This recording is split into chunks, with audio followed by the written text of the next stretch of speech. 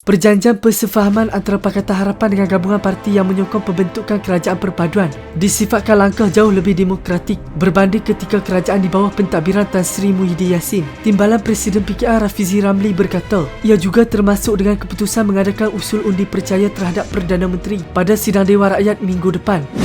Beliau berkata malah 148 ahli parlimen yang menyokong kerajaan perpaduan sebenarnya bebas untuk mengundi mengikut kepakaran dan pandangan masing-masing, kecuali dalam perkara bersabit dengan keabsahan seperti yang sudah pun termaktub dalam Perlembagaan Persekutuan dan Akta Anti Lompat Parti.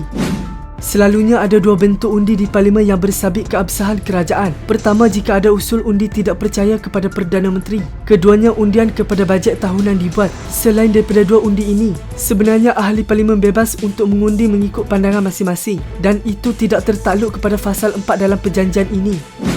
Bagi saya ini jauh lebih demokratik berbanding dengan keadaan berlaku sebelum ini sewaktu Muhyiddin dan Perikatan Nasional berkuasa. Ketika itu apabila nampak sudah hilang majoriti dan menggunakan kuasa darurat untuk memerintah tanpa cuba untuk mengesahkan sokongan majoriti di parlimen pun. Sebab itu agak lucu apabila satu-satunya reaksi daripada PN adalah kononnya ini satu langkah berbahaya ke arah wujud diktator di bawah Perdana Menteri ke-10, katanya dalam hantaran video di Facebook hari ini.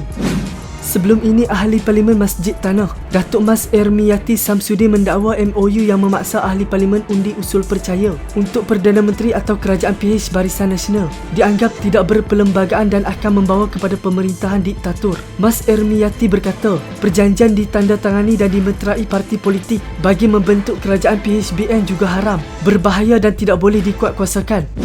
Mengulas selanjut, Rafizi berkata, kenapa perlu ada perjanjian? Sebab kita nak selamatkan negara ini daripada menjadi mangsa katak-katak politik. Budaya menggunakan katak-katak politik untuk membentuk kerajaan ini dimulakan Muhyiddin dan Tan Sri Abdul Hadi Awang semasa langkah Sheraton dulu. Kita ingat dengan adanya Akta Lompat Parti mereka sudah serik dan perkara ini tidak akan berulang. Rupa-rupanya tidak. Sebaik saja keluar keputusan PRU 15, PN cuba menculik 10 ahli parlimen BN untuk menyokong Muhyiddin menjadi Perdana Menteri tanpa persetujuan BN. Jika ini berlaku, maka negara terus menjadi kucar-kacir kerana kerajaan dibentuk atas sokongan peribadi ahli parlimen, bukannya daripada persetujuan parti-parti.